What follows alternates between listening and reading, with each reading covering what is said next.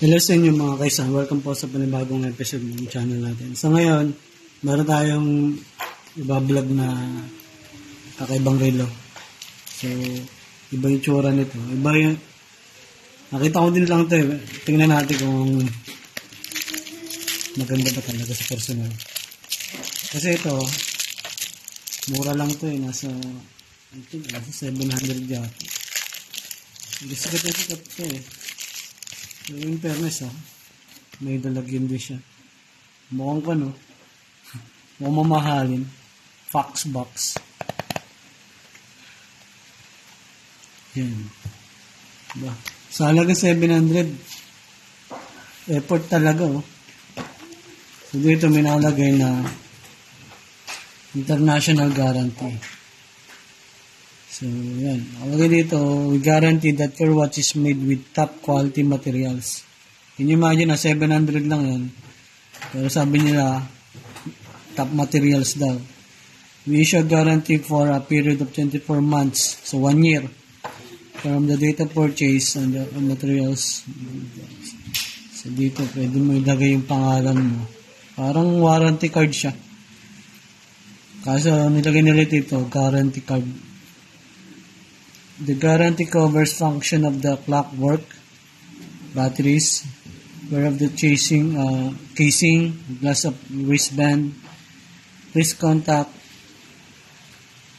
regarding the personal details. So, tago natin yan. Meron siyang user manual dito. Hindi natin, ganda ng pagkakagawa. So, may user manual. Dito papakita kung paano sineset up yung relo. Yan. Kailangan pa palang ipa-adjust yung bracelet na ito. Kasi ang binili ko yung metal eh.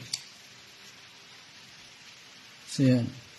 So nandito din yung paano i-set up yun.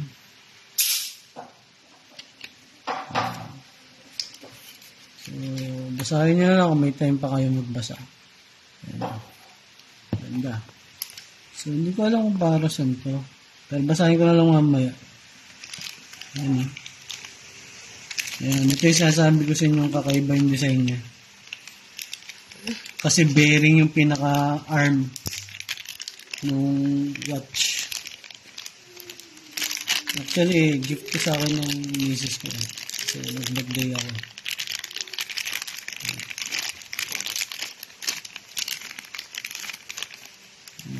Black yung pinili ko. Ito yung sasabing i-adjust. Pag luwag sa kamay mo, pwedeng adjust yan. So, yan o. Yan o. Ito yung sasabing sa iyo, yung arm niya, bearing. Tapos, ito yan. So, try natin tanggalin.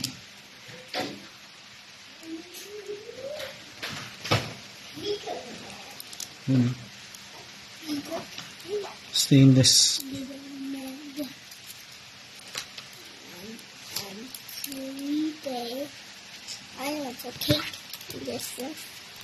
Mabigat siya. Sabihin, quality din talaga.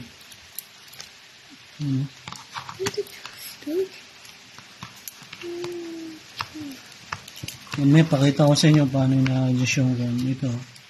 Gumagalaw yung bearing na yan pero bumabalik siya sa dati kapag ano yung oras talaga. Yan.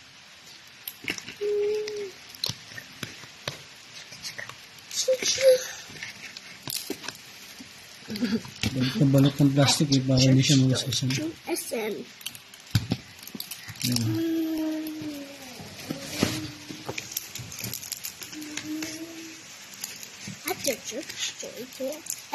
Kala ko black din yung bearing niya.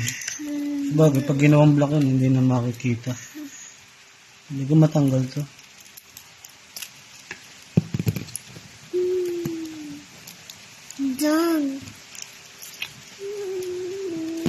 Hindi siya totally black, may pagka-gray yung gitna. Ano? So, maluwag pa siya, kailangan i-adjust. Ano? May babawasan dito. May manual yan para ma-adjust. Ito, same lang. Try natin i-adjust yung oras. Ayan. So, ito may nakalagay dito. May plastic pa rin siya dito. So, yung nakalagay dito, water resistant.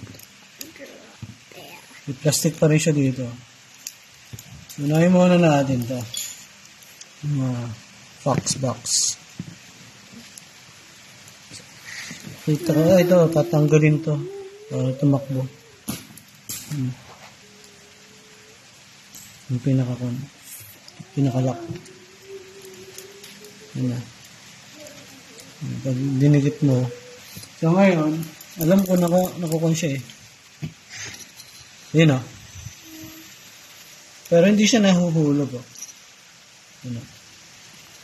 Ito mo yung arm. So ito yung minute, ito yung R. Yun o. Kala ko natakbo din yun. Pag bumabalik siya sa dati. Ito mo, lagay natin. Anong oras ngayon ay 6:30. So, pipitin natin siya. Lalagay natin siya 6:30. So, ito yung 6. Ayan. So, 6:30. Ayan. 6:30 na yung oras. So, ito yung 6. Ito yung 1. Tapos, ilalak natin. Higit na muna natin ito. Ayan.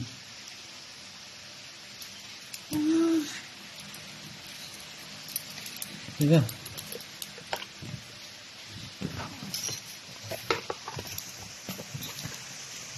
Higit natin.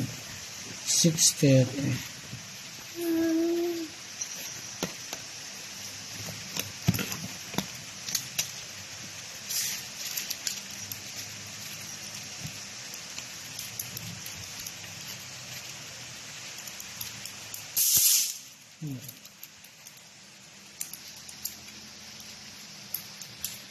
Kailangan lang i-adjust eh. Doon na siya sa kamay eh. So, ang oras ngayon ay 6:05.